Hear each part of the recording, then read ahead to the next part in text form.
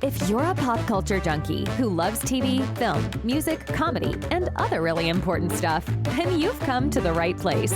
Get ready and settle in for Classic Conversations, the best pop culture interviews in the world. That's right, we circled the globe so you don't have to. If you're ready to be the king of the water cooler, then you're ready for Classic Conversations with your host, Jeff Dwoskin.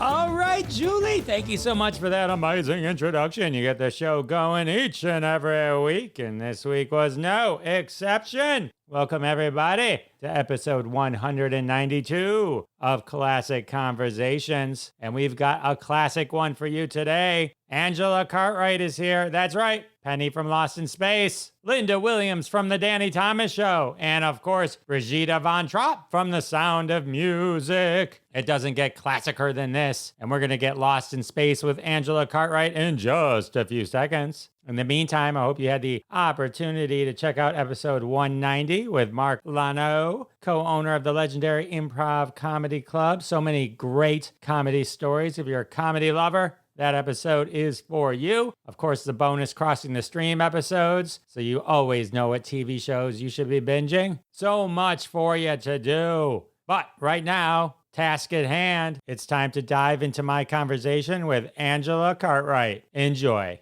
All right, everyone, I'm excited to introduce you to my next guest. Actress, author, artist, photographer, Princess of Space. Loved her in The Danny Thomas Show, Lost in Space, Sound of Music. Welcome to the show, Angela Cartwright. Hi, how you doing? Good. How are you? I am doing okay. You know what? Not that you would remember, but I met you once at Motor City Comic Con. You can see behind me, I got a lot of autographs and stuff, but one of my treasured ones is my Lost in Space one. I've got 4 autographs on it.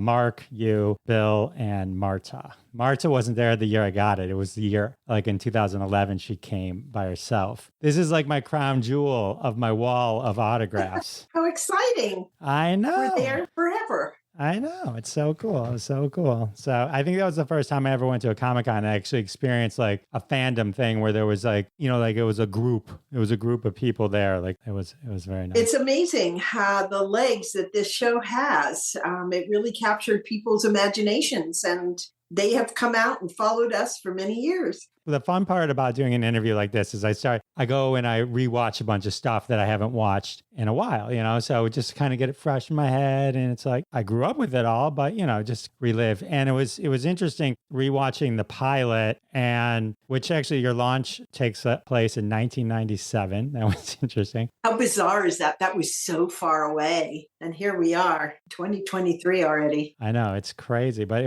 what's interesting is my memory as a child watching it and reruns were all the color episodes. So season 2 and 3, where the tone completely changed, and it was a less serious drama than the first season. It was interesting because when the movie came out, when they rebooted the movie, it was serious. And I think I had forgotten at the time that was what the first season was, because I think I later read the black and white episodes weren't played as much. Well, actually, CBS said that we were scaring the kids that first season. And so they wanted it to be lighter. And, I love that black and white noir, very kind of, it felt very real. The mission control and the takeoff and all that just seemed so perfect in that first season. I love that first season. I loved the shows. And then they said that we were scaring the kids. And we had an early time slot. So it was 7:00. So we went on to become a little more comic, a little lighter weight, and of course in color, to kind of be in contrast with Batman, which was all colorful and bam, wow, smash, and all of that stuff. That was our competition on Lost in Space Night. I actually have your book, Blast Off, the nice. Expanded edition, and the sound. Oh, good. I'm glad you have and the Sound of Music scrapbook. You're a photographer, and I enjoyed these books so much. Like, there's something about scrapbooks. They say a picture is worth 1,000 words, and it really, really is. I mean, it's just, it's like you get such a different feeling looking at photos, especially ones that were never seen before, to really capture a story like you did with Lost in Space and Sound of Music with that movie family. Absolutely.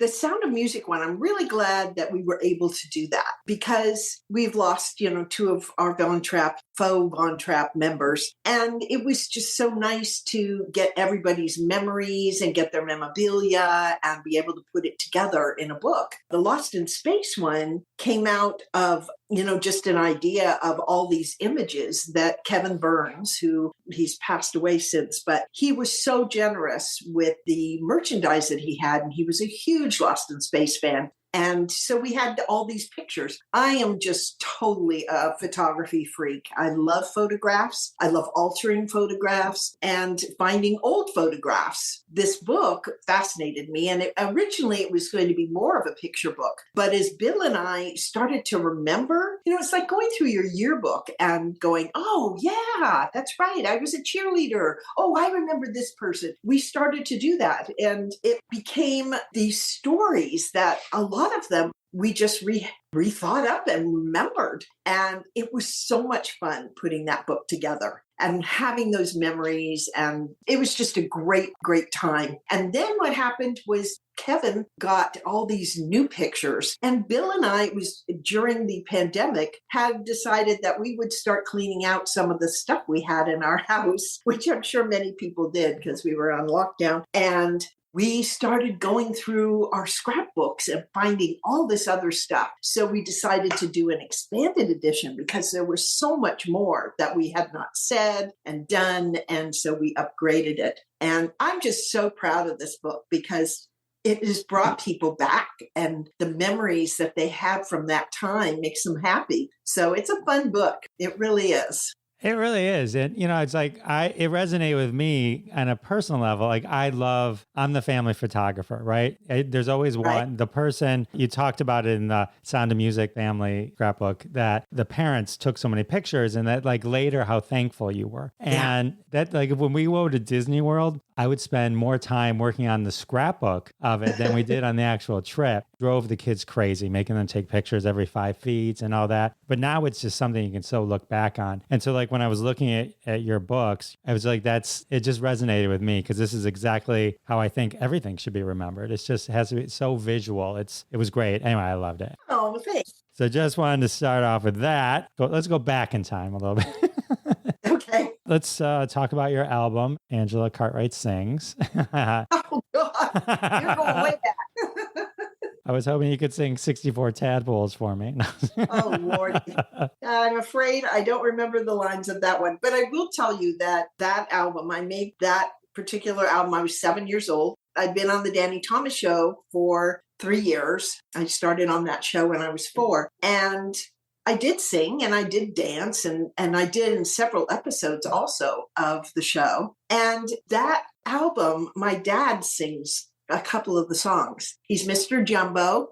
That's his voice. And then Starlight Starbright, which is such a beautiful little duet. And I shall always treasure that because that is my dad singing and he's since passed. So those are the kind of memories, that you just hang on to and you just love.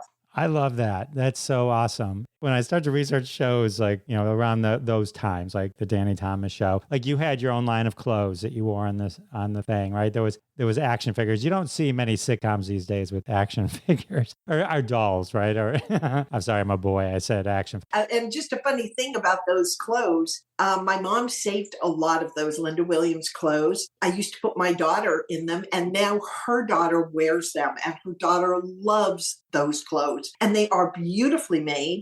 A lot of clothes just aren't made with the precision that they were in those days. And she loves to dress up. And when I see them, it's so joyful to see that this old vintage dress is being worn by your granddaughter. It's just lovely. You're like, you better enjoy that because you have no idea how much money I could be making on eBay right now. I figure once I'm gone, whatever they do, maybe someone would like one of those outfits.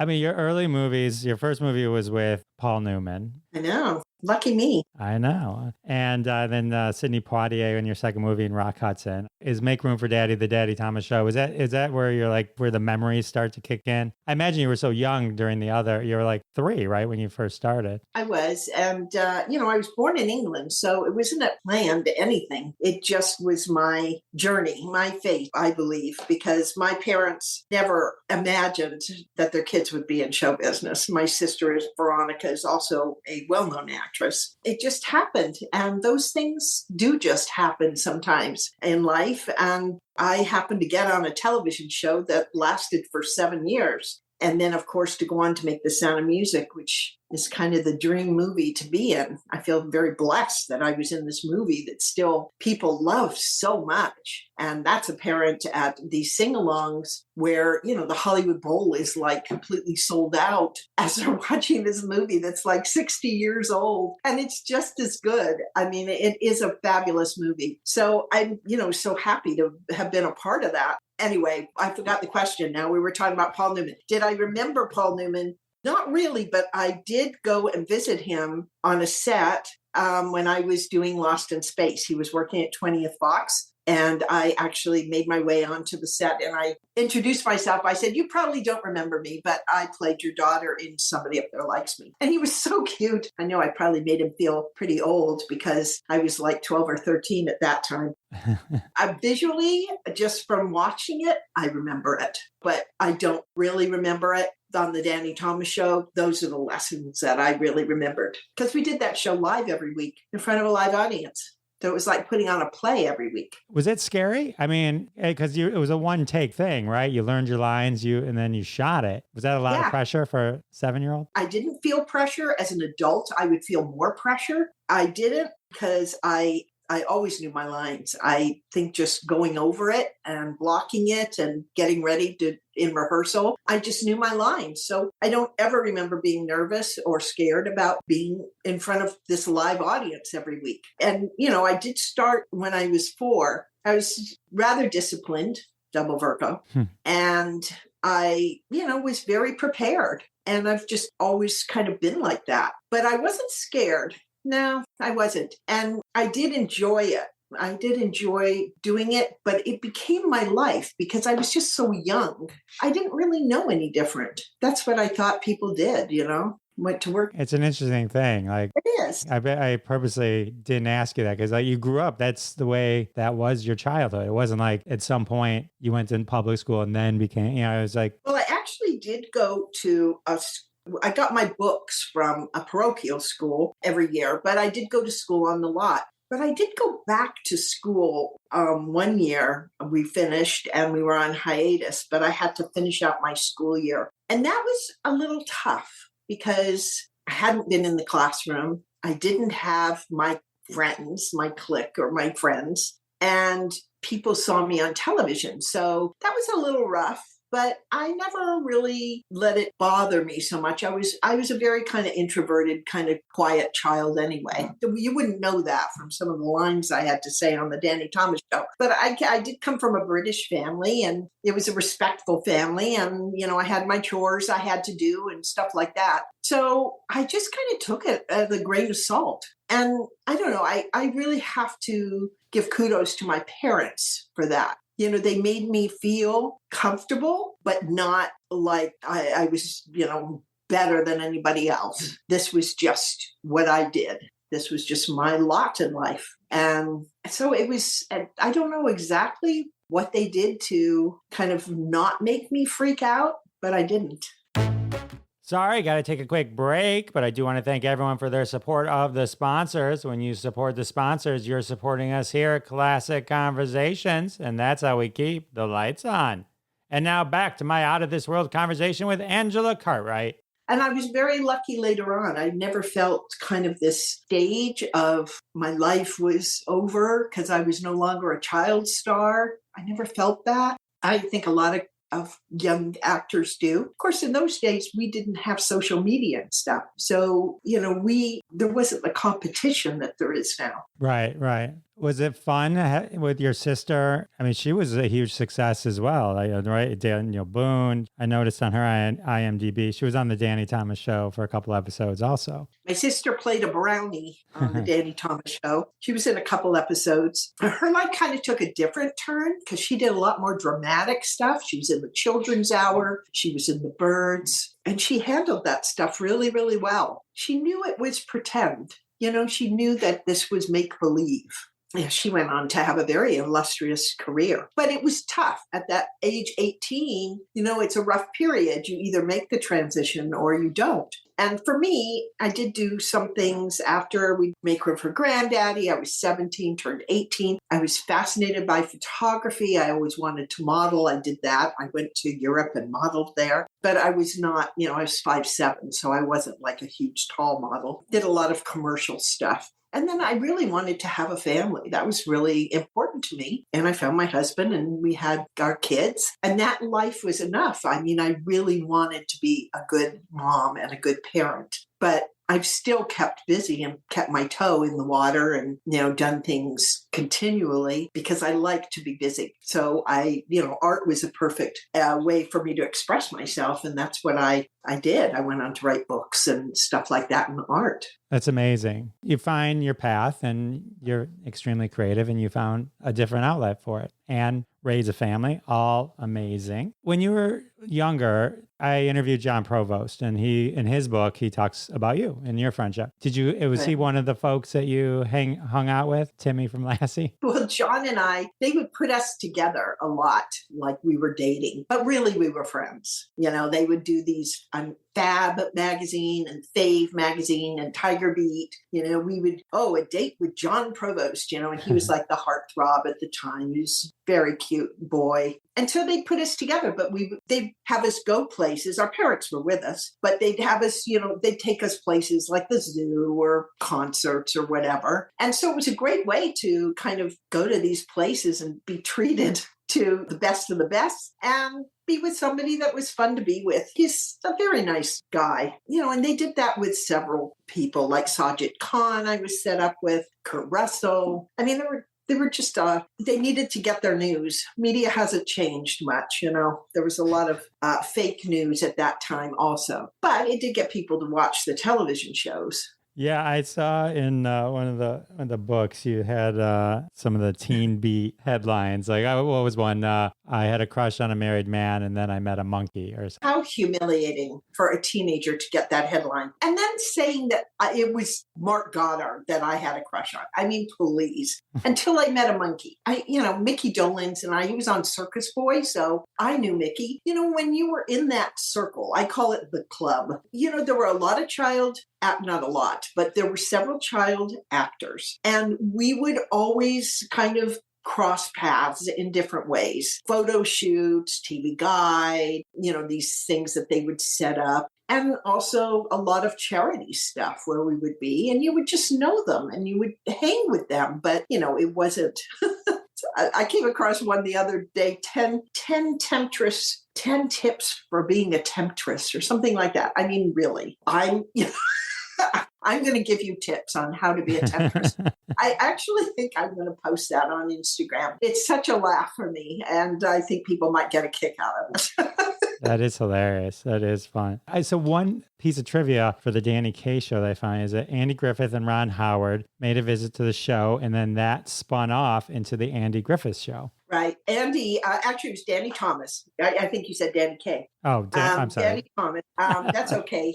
Dan had his fingers in a lot of different things. He was in production. He had many television shows that spun off. Joey Bishop, Andy Griffith was one of them. He played the sheriff in a town that put Danny in jail. I don't know if you saw that episode or remember that episode, but that character of Andy Griffith was the one that Danny did the spinoff for Mayberry. And that was Mayberry, right? Yeah. Yeah. And that was Ronnie Howard. That, was his son, and that was that show. But there were many others on the Lucy Desi Studios, called Desi Lou Studios, which I can see so clearly in my mind. It's just so amazing how clear that vision of that studio is to me. It's like, I mean, it's not in existence anymore. I think it was they turned it into a tennis something, teaching the tennis courts or something. But Desilu Studios, there was Lucy on there and all these different shows. Bill Bixby was somebody that played the grocery deliverer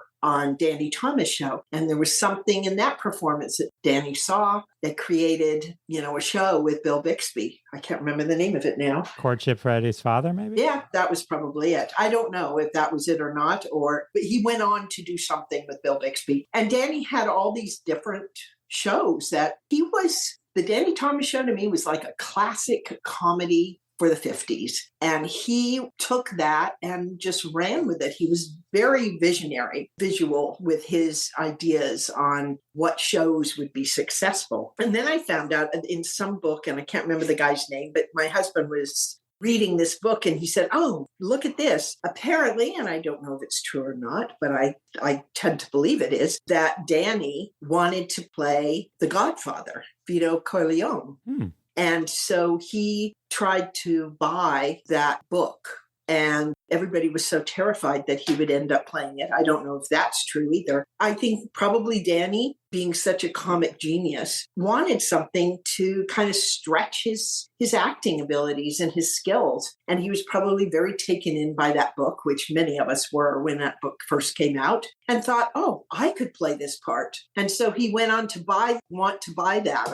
And I don't know if that's true or not, but I can see Danny wanting to do that. I think there's a million examples of comedic geniuses being so great at something dramatic. I mean, there's like a million examples of that. I mean, I always enjoyed Robin Williams' dramatic, sometimes more than the comedy as well. Jim Carrey was another one I thought was a very good actor, but everybody loved his goofy comedy. I agree with you totally. Robin Williams, perfect example. He was a wonderful actor. So, yeah, I think, sometimes you get in show business locked into a box. And the only way out of it is for the actor to buy it up or have a piece of it or something. Perfect example of that's Reese Witherspoon, who played that kind of kooky blonde. And, now she's like a producer that does amazing roles for different women. She's got her finger on a lot of books that come out and she buys them up and is able to produce them. So I think that's the route that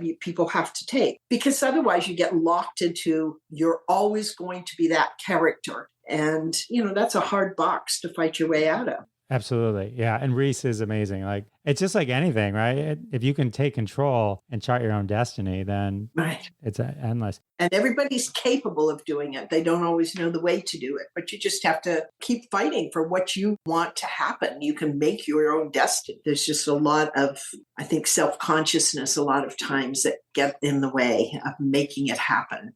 Absolutely. Oh, I love finding trivia. So one thing I found when you mentioned Make Room for Granddaddy, which was the spinoff, but before that you did 2 1-hour specials, and those are considered the first TV reunion shows. That was the first time that had occurred, I guess, up to that point, according to this piece of trivia I found on the internet. You mean the Danny Thomas? Oh, yeah. The Danny Thomas TV family reunion. So those were like the first reunions? Considered the first TV reunion shows, yeah. I had never heard that before, but actually I do believe that. And I also believe that Do Re Mi sequence that Robert Wise created, going all over Austria, singing that entire medley of Do Re Mi, was the first music video. And that had not been done before. He was someone else who could really see, because he had started as an editor, he really could see the end result before it was even filmed. I think he was a brilliant director. That is quite a talent. All right, so let's pivot to Sound of Music with Robert Wise, who also hired you for Somebody Up There Likes Me. Yeah, but he didn't even know that. I mean, I think as a kid, I was just like the type of kid he liked. I don't know, because he had hired me for Somebody Up There Likes Me to play Paul Newman's daughter. And that was my very first movie acting role. And he had given me a little stuffed mouse that I hold in the movie, and you can see it. I'm shaking it. And I go, Mommy, it's only Daddy. That's my line. I was 3. Mm-hmm. And so it was my parents who realized that he actually had directed somebody up there likes me. So I took that to the set one day, and he was genuinely surprised. He said, "Oh my God, I didn't realize you were who I hired for that part." So it was an interesting little moment. I had him sign it.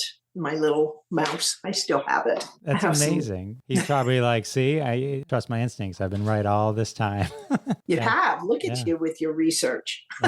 So that's pretty cool. That's pretty cool. So Sound of Music. I thought it was a cool kind of antidote to the story that Danny Thomas allowed you to miss the last episode, let you out of the contract so you could be in the Sound of Music. Yep. That's one of those things that could have been so different, because he had every right to say, no, got to be in this last show. But he was a very generous human, which of course reflects in St. Jude Hospital, which was something he was dearly connected to. He had that vision and he made that happen. And he let me out of that last show so I could start rehearsals on the Sound of Music. So I'm forever grateful for that. Yeah, because there's a million stories that you hear about actors that were supposed to have a role that someone else got, and then it just became like a classic role. Yeah, it happens all the time. So what was the audition process like for Sound of Music? Well, when we knew that the Danny Thomas show was ending, my agent sent me on this interview for this movie that was going to be done from a play. I'd never seen The Sound of Music, but I went in and I met Robert Wise, Saul Chapman, and then I was called back again and I was asked to sing, which I did. And I also was asked, I think, to dance something. I can't remember whether I danced or not, but if they asked me to, I probably did. And then I was called back when they had tried to make a family. The other interesting thing about the family that Robert Wise created, usually they were all blonde on the stage productions, but he didn't have that. I mean, if you know, several of us had dark hair. Right. And that might have come because he wanted to cast Christopher Plummer, which was such a way out there choice, I think. But without Christopher Plummer, I don't think the movie would have been the same. He had so many lovely nuances in his performance, besides being absolutely gorgeous, which I didn't even realize till I was in my teens. I think every time I see it, I see something else in his performance that makes it so real. And it's the reason that you never dislike him in the movie. You can tell he loves his kids, but he doesn't know how to take care of them. It's just a great performance, I think. And his choice, I think, was pretty wild. He was a Canadian actor, and, nobody knew Christopher Plummer. And even though I know there's stories that Chris thought it was so pukey and, the sound of mucus and all that, they made a big deal about that on media. Later on in life, I think he realized he probably would never have had the career he had if he hadn't played Von Trapp, Captain Von Trapp. So I thought he was such an amazing actor and went on to do some amazing roles too. Sorry, but we have to take a quick break. And we're back with Angela Cartwright and the Sound of Music. Absolutely. I mean, the combination of him, Julie Andrews. And Julie's talked several times. I mean, it was only her second movie. And Julie was so smart in how she became friends with us. And literally between takes, because, a movie, you take a lot of time and a lot of takes. It took us a year to make The Sound of Music from beginning to end. And we had a lot of rain in Salzburg at the time. She would sing, she taught us songs, we would dance. I mean, she literally was our Fräulein. We all absolutely adored her. And you can tell in the movie how much we all cared about her. Oh, yeah, that all comes through. Yeah, it is amazing when now you go, oh, it was Julie Andrews. And, but Mary Poppins hadn't even come out yet when she was filming that role. No, actually, she was nominated for the Academy Award while we were in Salzburg. It had just come out? Is that what it was? And then she got nominated? Okay. Yeah. She was just ramping up pretty hard. I know. There's somewhere, Robert Wise and powers that be recognized this was a star, definitely in the making. And yet she talks about how insecure she was because she didn't know how to make a movie. And Mary Poppins had so much green screen, with the animated characters and stuff like that, where you have to look at stuff. We were talking earlier about where you look on when you're doing a Zoom and stuff. On Lost in Space, we had to do that all the time. They'd have a stick with a piece of cardboard on it, and that would be our monster. And we'd be looking at this stick with a piece of cardboard on it. And imagining that was this, big green monster or some giant or something. That's where the acting part comes in. Is it then? We'll jump back to Sound of Music in a second, but like when you film something like that, like Lost in Space, where then they put in the monster and stuff later, when you watch it, the completed one, you're watching it for the first time and fully experiencing the full experience of that integration. So that must be a hoot, right? I mean, like to be... Sometimes you don't know what it's going to be like. Other times we would know what the monster was because we did have scenes with them. Remember, this was before CGI and everything, but because of the camera angle and everything, that monster couldn't fit in, to the side of the camera to, do the close-ups and stuff like that. Right. So yes, sometimes we were totally surprised. And other times we'd go, wow, that looks great. Especially with something like the Lost in Space movie, that was on Netflix, so much of that, they had no idea what that would look like. And, you can just do so much now with, your Photoshop and stuff like that. Although my bit, I was actually sitting on a boat and we were freezing our butts off. And I'm thinking to myself, why aren't we on a set with a fog machine? Instead, I'm sitting here freezing to death in Canada, pretending I'm dying of cancer and I'm drunk. It's all in a day's work. What can I say? So back to Sound of Music. I had Nicholas Hammond on the show. My Frederick. You guys, I love in the book, like you guys had that bond and you maintained that bond and friendship after the movie. There was an interesting quote. I think it was Nicholas that said it in the scrapbook where he was like, "We're so close now, but we may never see each other again." And you guys managed to reconnect periodically. It has been very unusual, actually. This doesn't always happen, but on Sound of Music, because we had this experience together, we have remained very close, all of us, over the years, over like 60 years. I think it's 60 almost. We all live in different parts of the country, which is so interesting. We were, called together for the Julie Andrews Lifetime Achievement Award. And, we all flew in and we pick up exactly where we left off. It's the most amazing thing. It's just like a real family that you don't see all the time. We all came in from our different places, from Australia and Michigan and all these different places. And we just pick, oh, hi, how are you? And so on and so forth. We all know each other. We text each other. It doesn't always happen like that. And Sound of Music and Lost in Space, I have had that experience because the Lost in Space family also. Some of that had to do, I think, with conventions bringing us together. That has been really great. For the Sound of Music, it's mainly been events that have brought us together because, there has been celebrations or, all these things like Julie's Lifetime Achievement Award.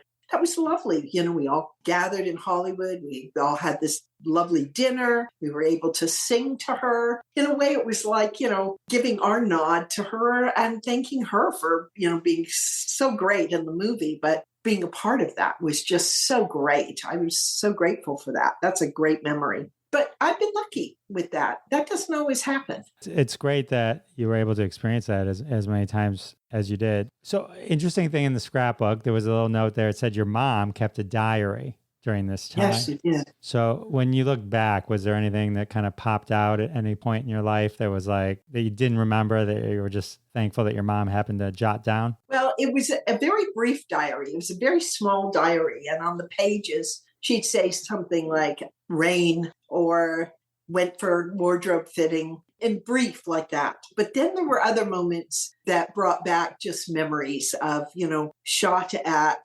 Helbram, Kimmy fell in the water. Just those moments that just bring back those memories so much. I do a tour of Salzburg. I've done it 4 times now, where I take people to the locations where Sound of Music was filmed and my memories of shooting there. And each time it's been really neat. Sometimes we've gone to places that I haven't been to since we made the movie, like up on Maria's Mountain where we did Do Re Mi. We were up there one of the times. It was great because it's a private piece of property.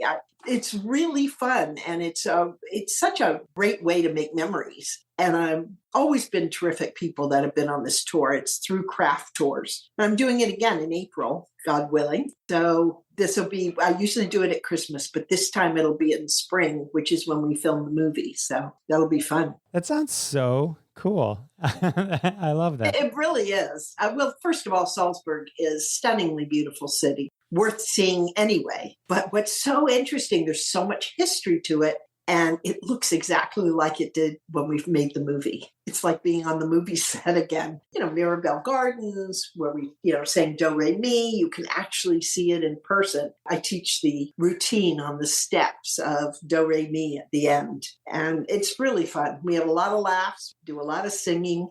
For me, it's always bringing back those memories. I love that. And it must be so special for them to be there with you, to be their tour guide. Oh, wow. Kind of weird. Brigitte von Trapp takes you to. It's cool though. The other awesome thing in the scrapbook is you wrote a story about meeting the Beatles, but then later in 1964, you actually met the Beatles. So jealous. Meeting the Beatles, yes. That is in the scrapbook because Heather and I were like Beatle crazy. We loved the Beatles. And yeah, I wrote this imaginary story of them coming to the set and meeting us and all of that stuff. But then later on in life, I was able to meet them younger. And then later I saw Linda McCartney's gallery showing and Paul was there. And I went with Heather and Bob, who also, we sat and talked to him for a little while. So that was really cool to see someone that you had admired and kind of grown up with and be able to actually talk to them and meet them in person. That was cool. Could you even hold yourself together?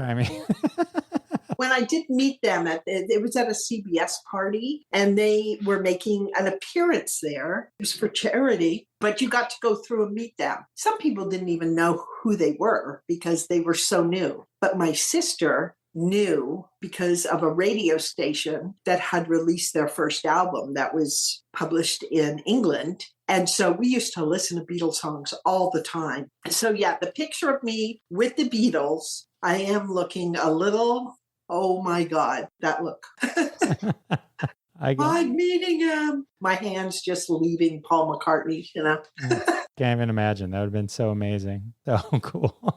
Oh, wow. All right. So after Sound of Music, we got Lost in Space. Right. I love Lost in Space. It was just, I just remember watching it so much as a kid and just thinking it was so amazing, so great. You mentioned Batman earlier, the influence of Batman, and there was some cool pictures of you meeting Burt Ward dressed as Robin and pictures with Adam West and you. So I imagine the rivalry was off screen was fun, but this is what you see. This is what we credit for the shift in tone from season 1 to 2. Was going up against this color, now you're in color and now it's a little more whimsical than the drama we talked about earlier. Yes, but there was really the rivalry, I think, was, with the ratings and with as kids, we didn't care. I liked Adam West and met, Burt Ward, and they worked right next to us on the lot, on 20th lot.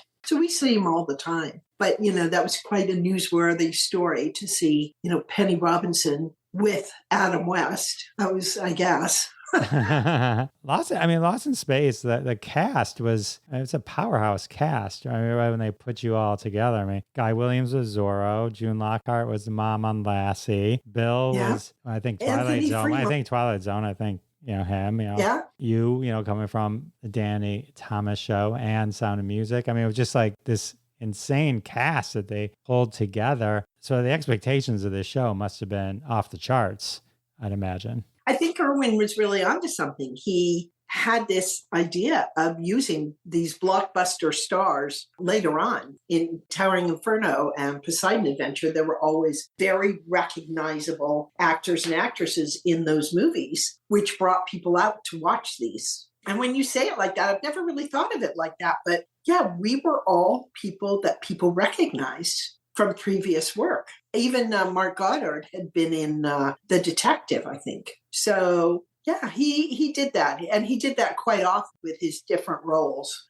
and, big movies that he made. I did Beyond the Poseidon Adventure with him when I was in my 20s.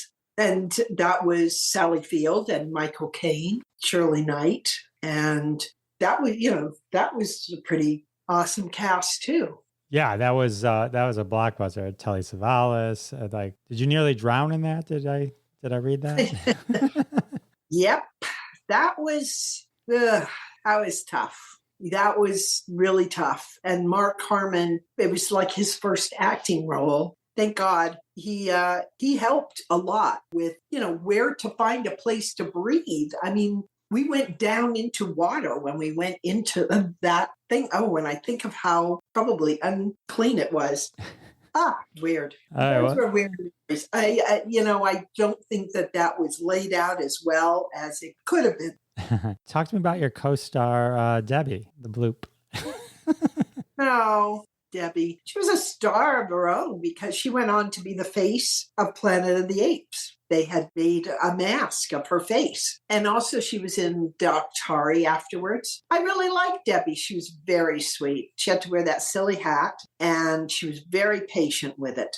She really was. And I loved animals. So it was not, any chore for me. And she was very sweet. She was. In the book, Lost and Found in Space, too, we do quite an homage to Debbie the Bloop because I think a lot of times, animals are kind of forgotten. She was a big part of it. People just loved her. She was so cute. The headset that she wore, did they sell that? Was that merchandise at the time? Could you buy that? Probably not. And, it probably would have brought a fortune. It was very hard. It was like made out of like paper mache, and they just would fit it on her head like a helmet.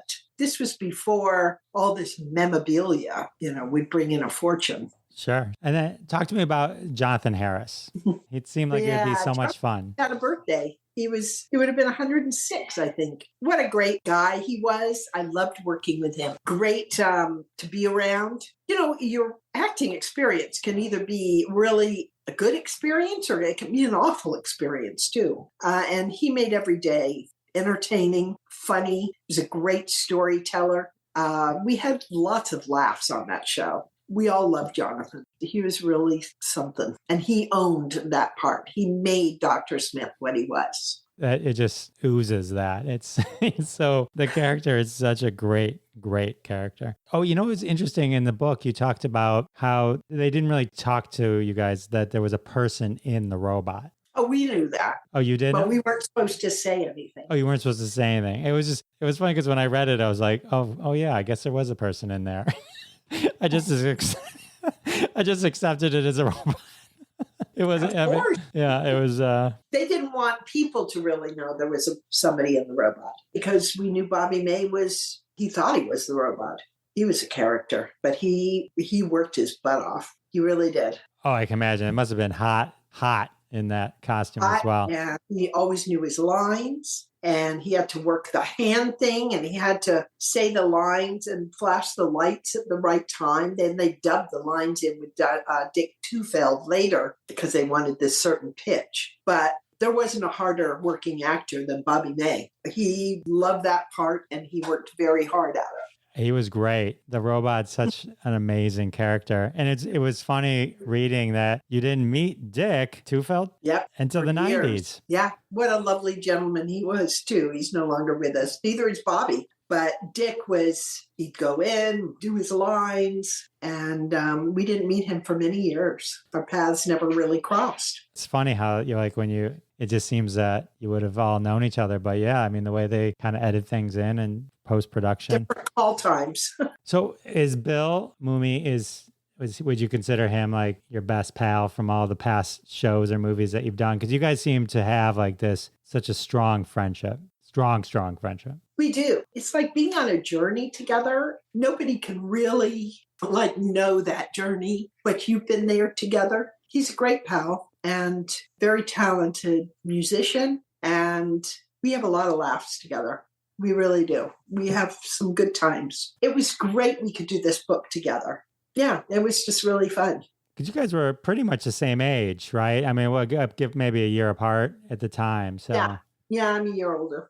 Okay. But it was fun to be on a show with another kid. And we had a lot of adventures. I mean, we would, steal around the lot. And, we went to school every day together for 3 years. And then after that, too, they kept us on the lot. So it was a different life. Pranks? You guys pull a lot of pranks? Or Yeah, well, yes. Mark Goddard was one of great pranks. He would pull them all the time. Yeah, we had a good time on that show. We really did. And it was a great crew, a hardworking crew, and a great group of people to be around. It really was. when you got notice that it ended, because they didn't bring it back for season 4, and I think that was a surprise to everyone. I know. We all thought we were coming back. It was a very popular show. There's been certain things that have come out about, what happened, and Irwin didn't have the shows written and stuff like that. Who knows? There were a lot of different people, I guess, that had parts of Lost in Space. But we all thought, the cast, all of us, thought we were coming back for a 4th season. And when we didn't, that was shocking to all of us. When you found out you weren't coming back, you had already completed season 3, right? So, I mean, you're like Right. at home. So was it hard not having like closure with the cast? Very. Usually you have a goodbye party. You have an end of series party. And we didn't have that. I think it was hard for people who watched the show too, because it was just kind of ended. Where are they? They're still up in space. And then Bill wrote an epilogue, which kind of tied it all together and brought everybody back. But I guess he took it to Irwin, and Irwin said, no, if I'm going to do that, I don't even want to read it. If I'm going to do that, I'll do it myself, which I thought was pretty crummy. We actually filmed that epilogue in a reading around the table, and you can see that on the DVD. Do you have the DVD, the latest DVD? No, my version didn't come with the DVD. Oh, Probably because yeah. no one has DVD players anymore. Oh, no. No, it's, you could get the DVDs. Oh, you mean like the series, the seasons? Yeah, it didn't Okay, come with the book. I think the original version of your book came with the DVD episode version. No, 1. that's the Sound of Music one. Oh, you're right. I'm confused. There was no DVD with the Lost You're right. in It was Space. It was Sound of Music. I'm confusing all my Yeah. books. You've written so many books. I I can't keep know. them What can I straight. say? You forgot to mention Styling the Stars. Let's talk about it. Dialing the Stars. Okay, book of photographs that you put together from the archives, right? Exactly. These were pictures that were never meant to be seen by anybody because they were filmed to use as continuity shots, so that if you shot one scene one day, you had to have your hair look exactly the same when you leave a room and then you pick up the shot somewhere else. It's called continuity, and these are continuity pictures that were meant to never be seen by anybody. But I remember seeing them when I was filming Lost in Space. I remember the boxes and boxes and boxes that were piled in the entrance of the stage. And I always used to think that was like so weird. And then they created an archive under the lot of all the 20th Century Fox stuff. And that's where all these pictures were stored. But many of the boxes had not been opened in like 30 and 40 years. Oh, wow. That was a great experience. It came out of a dream that I had, and I thought, oh my God, what a great idea this is to put together a book, these old pictures of all the golden stars, from all the era. I mean, there's just beautiful photographs, and Insight Publications put it together, and they did such an amazing job with the printing and stuff like that. And Marilyn Monroe's on the cover here. That was really fun. It took me 2.5 years to put that together. I did it with Tom McLaren, who was great at keeping everything in order, because otherwise it would have been a total mess. But I saw so many pictures I'd never seen before of all these 20th Century Fox stars. So it was really fun experience, that book. That's amazing. And when we talked earlier, I was like, the whole visual history is so amazing to me. Like, just I think you'd love the book. You like trivia. That's gonna be my next thing. It's available on AngelaCartwrightStudio.com, and I'll even sign it for you. Oh, I love that. Oh, it was how to turn a tomboy into a temptress in 10 easy lessons. That's the one. There you go. I've got to put that on my Instagram. There you go. This was awesome hanging out with you. I loved all the stories. I appreciated you sharing them with me. Where can people hang out with you? Online. Where can you hang out with me? Online. Online, we've got, I have Instagram, and that also connects to Facebook. It's AngelaCartwrightStudio.com is my little store. I have my artwork there. I have my books there that are signed. The Lost in Space book I have signed by Bill and me. And you can get that there, and I'll personalize it if you want me to. Great present if you've got a Lost in Space fan in your life. And the same with the Sound of Music book. So, that's a fun little thing that I keep up is my website with my little store, my artwork and stuff that I do. So I also wrote art books that give different techniques on altered art, hand painting photographs, and mixed emulsions is a book I wrote. 2 other ones in this house, in this garden I wrote with Sarah Fishburne. So I've got a couple books. It's all fun stuff. Make life as interesting and as passionate as possible. Well, I appreciate you making it as interesting and passionate as possible and sharing it with the world. I love that you take all this time. Like, seriously, everyone, those scrapbooks that we talked about, all these books that we talked about are so cool. Well, keep it up. It's so easy these days to do these photo scrapbooks down the road. People, I know my kids and my grandkids, they love looking at old pictures and old history and bringing back that stuff. Let's not lose that with this digital world. Yeah, it's so easy. It just gets lost on your computer. Like, you got to print stuff out. You got it. Tangible will never go out of style. Having something physically in your hands. Analog forever. Angela, thank you so much. Can't thank you enough. Great talking to you. All right. How amazing was Angela Cartwright? So fun to hear all those stories. Angela was part of so many iconic things. Unbelievable. Go visit Angela at her website and social media. All the links are in the show notes. Definitely check out those books we talked about, the Sound of Music Family Scrapbook and Lost and Found in Space 2, and the book Styling the Stars. If you love nostalgia and amazing photos, all those books are just a treasure trove waiting for you to own. We're going to take a pause on the hashtag games. I do want to thank once again my guest, Angela Cartwright, for hanging out with me. And of course, I want to thank all of you for coming back week after week. It means the world to me, and I'll see you next time. Thanks so much for listening to this episode of Classic Conversations. If you like what you heard, don't be shy and give us a follow on your favorite podcast app. Also, why not go ahead and tell all your friends about the show? You strike us as the kind of person that people listen to. Thanks in advance for spreading the word, and we'll catch you next time on Classic Conversations.